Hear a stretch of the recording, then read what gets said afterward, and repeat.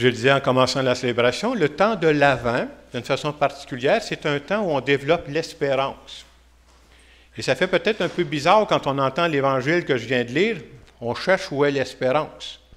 Je ne sais pas si vous avez remarqué, dans cet Évangile-là, on nous parle de signes qui vont apparaître dans le soleil, la lune et les étoiles. On dit même que les nations seront désemparées.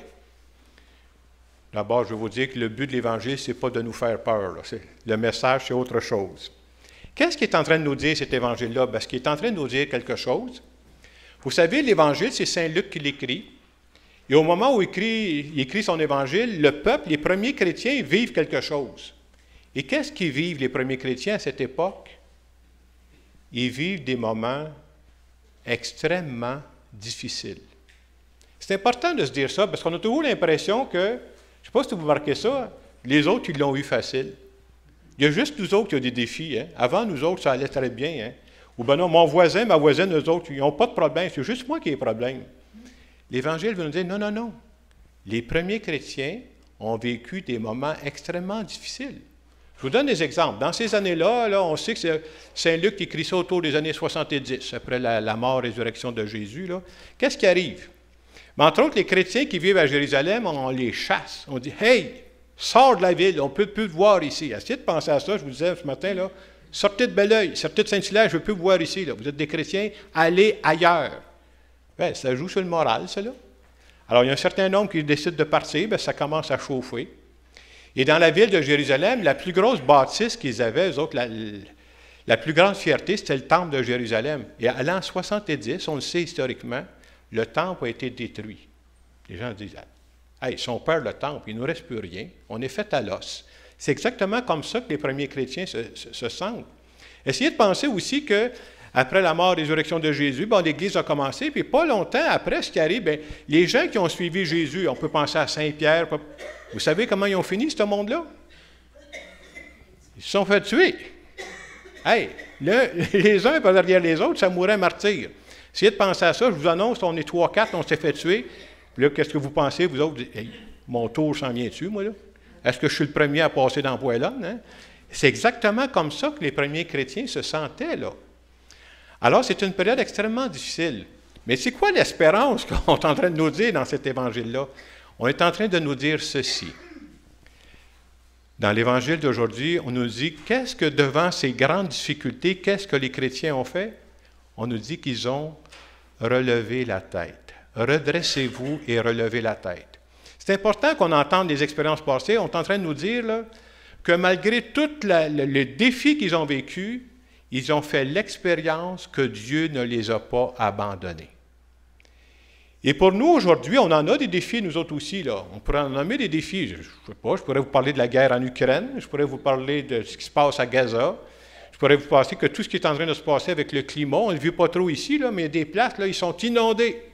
Puis il y a d'autres places, c'est la sécheresse totale, ils n'ont plus rien. Là. Et devant nos défis à nous, c'est quoi la bonne nouvelle de cet évangile-là? C'est de dire, le même Dieu, là, il n'a pas changé, là, le même Dieu qui a permis aux premiers chrétiens de s'en sortir, bien, je vous annonce qu'il n'est pas en vacances. Là. Il est toujours là avec nous autres, puis il va nous aider à relever nos défis d'aujourd'hui. C'est ça notre espérance à nous autres. Je le disais pendant la période de l'Avent, c'est de parler d'espérance. Et souvent, on met de l'espérance dans ce qui n'est pas d'espérance. On emploie ce mot-là, mais ce n'est vraiment pas de l'espérance. Je vous donne des exemples. L'espérance, ce n'est pas un vœu pieux. C'est quoi? On va dire, ah, j'espère. J'espère qu'il va faire beau l'été prochain. Ben oui. Mais ce n'est pas ça l'espérance. J'espère que le Canadien va gagner la Coupe cette année. Là. Ça, ce n'est pas de l'espérance, c'est de l'aveuglement. Donc, il faut partager les choses. Là. L'espérance aussi, ce n'est pas de l'optimisme. Est-ce que je vous encourage à être optimiste? Ben oui. Mais ce n'est pas la même chose. L'optimisme, c'est quoi? C'est de dire, je rencontre des défis, puis j'ai assez confiance en mes capacités, je vais m'en sortir. Ou quand on fait partie d'une équipe, là, tu dis, j'ai assez confiance que notre équipe est solide, malgré les grands défis qu'on rencontre, on va s'en sortir. Donc, l'optimisme, ça repose sur nos forces à nous. L'espérance, ce n'est pas ça. L'espérance, c'est de compter sur le fait que, quoi qu'il arrive, Dieu va être avec nous, puis il va nous accompagner. L'espérance, ça ne veut pas dire d'avoir des lunettes roses, ce n'est pas ça du tout. Ah non, non. Quand on est chrétien, on ne se cache pas la réalité, ça ne marche pas. L'espérance, c'est d'être capable de dire à certains moments de notre vie, puis ça vous est peut-être déjà arrivé, il vous arrive des moments très difficiles. C'est d'être capable de dire, présentement, là, ça va vraiment mal dans ma vie. À certains moments, c'est vrai, cela. Ça va vraiment mal, puis en plus, je ne vois pas de solution. J'en cherche, mais je n'en vois pas. On dirait que je suis pris, là. C'est quoi l'espérance là-dedans? C'est de dire, malgré ces situations-là, je ne sais pas comment ça va finir, mais je fais confiance que Dieu m'accompagne. Ça, c'est de l'espérance. C'est de dire, je ne compte pas juste sur moi. Moi, je suis dépassé, là, mais je me tourne vers celui qui me dépasse. Dans quelle situation on a besoin d'espérance? Bien, il y en a des tonnes de situations où on a besoin d'espérance. Je vais penser vous donner trois exemples ce matin. Un premier exemple, quand tu vis pendant des années heureux avec ton conjoint ou ta conjointe, puis à un moment donné, un des deux décède. Quand ça arrive, là, je peux vous dire, ça donne une claque en s'il vous plaît. Puis il y en a qui pourraient probablement parler mieux que moi de ça ici, là. Je me souviens qu'à un moment donné, il y a une dame qui était venue me voir, justement, elle avait perdu son mari. Des fois, vous savez, il y a quelqu'un qui est malade, tu sais qu'il va mourir. D'autres fois, tu ne le sais pas toujours, là. Elle était venue me voir, puis je comprends ce qu'elle vivait, là. Elle vient de vivre ça, là. Elle dit, toi, Jacques, là, j'ai 2 mots à dire, là. Elle dit, il y a tellement de couples qui se chicanent. Il y a tellement de couples qui ne s'entendent pas. Il y a tellement de couples qui se séparent. Elle dit, mon mari puis moi, on s'entendait, là. Pourquoi ton Dieu, il nous a séparés? Parce que dans ce temps-là, c'est souvent mon Dieu quand il vient de me parler, là. Mais d'abord, j'aimerais juste vous dire, je ne veux pas vous faire peur, mais je vous annonce un scoop un matin. Vous allez tous mourir. Un jour. C'est ça la condition humaine, hein? Mais je comprends que quand ça arrive, ça nous choque. Puis... L'autre cas, une dame qui me dit, elle venait de vivre une séparation. Ça aussi, c'est pas facile, là. Tous ceux qui ont passé par là, une séparation, les premiers temps, ça débalance, s'il vous plaît. Et je me suis dit, pour me changer les idées, en fin de semaine, je suis allé faire un tour au centre d'achat. Elle dit, je suis revenu enragé. Oui, parce que tout le temps que je me promenais au centre d'achat, je voyais un paquet de monde qui était en couple, ça me rappelait que j'étais tout seul comme un coton. Elle dit, moi, j'étais enragé quand je suis sorti du centre d'achat. Mais même là, dans cette situation-là, l'Évangile nous dit, il y a encore de l'espérance. Au moment où tu le vis, tu ne le vois pas, là, mais je te dis qu'il y a encore de l'espérance dans ta situation. Je vous donne une autre situation que j'ai entendu parler souvent, situation très plate, là. Quand tes parents, vous savez, quand tes parents, comment vous êtes attachés à vos enfants, puis c'est normal, là, si vous êtes en bonne santé, si vous êtes attaché à vos enfants, et tu apprends que ton gars ou ta fille vit des difficultés, et que finalement, ton gars et ta fille s'est plongé dans l'alcool ou dans la drogue. Ça, quand tes parents, moi j'ai eu à rencontrer des parents dans ce temps-là, là, ça, puis une bonne claque, t'aimes mieux la claque, là. Ça fait tellement mal. Est-ce que vous savez qu'il y a des jeunes qui prennent de la drogue dans notre monde? Oui.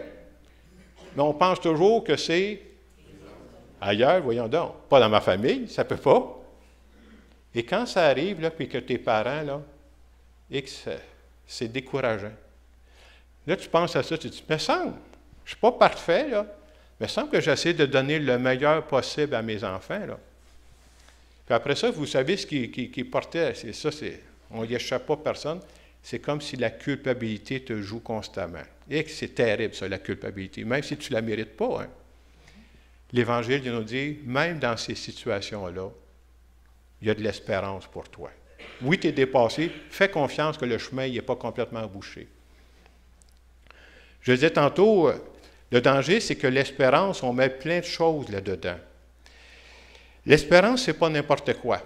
Et dans notre société, quand on parle d'espérance, c'est ce que j'appelle des fausses espérances. Vous savez ce qu'on dit dans notre monde aujourd'hui? Puis je n'ai rien contre ces affaires-là, mais c'est juste que ce n'est pas ça l'espérance. J'aurai de l'espérance, moi, si jamais j'ai un bon fonds de pension. Ah, tant mieux si tu en as un.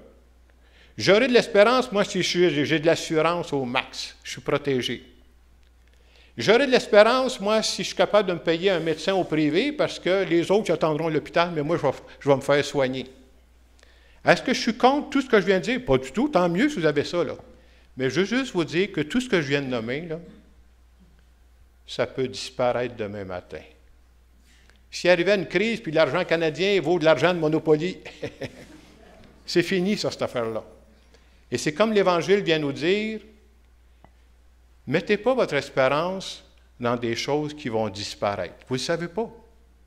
Mettez donc votre espérance dans quelque chose qui disparaîtra jamais. Et c'est quoi notre espérance à nous autres, les chrétiens, les chrétiennes, puis on a besoin de se raffermer notre foi? Notre espérance à nous, c'est qu'on s'appuie sur la conviction que Dieu nous aime à la folie. Et si Dieu m'aime à la folie, mon espérance est de dire, je ne sais pas ce que je vais vivre, moi, dans 3 mois. Je ne sais pas ce que je vais vivre dans 5 ans. Mais quoi qu'il arrive, je crois qu'il va être au rendez-vous. Puis il va m'appuyer. Est-ce que ça veut dire, si Dieu m'arrange tout ça, moi, j'ai juste à me croiser 2 bras, puis le bon Dieu va m'arranger ça. Ça, ce n'est pas chrétien non plus, là. Moi, je vais tout faire. Tout ce que je suis capable de faire pour m'en sortir, je vais tout faire. Je vais demander à du monde, je vais consulter du monde, je vais tout faire pour me sortir de mes défis, mais à certains moments, ça ne sera pas suffisant. Et Dieu me dit, dans ces moments-là, oublie pas que je vais être là, que je vais compléter tes forces, parce que je sais que tes forces à toi sont très limitées. Alors ce matin, on se fait parler d'espérance, puis on a besoin de renouveler, c'est ça. C'est ça la base de notre espérance à nous. En terminant cette homélie, j'aimerais faire une prière en notre nom à tous.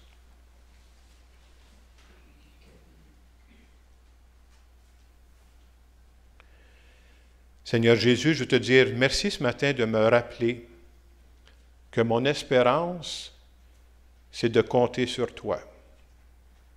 Oui, la vie va me brasser.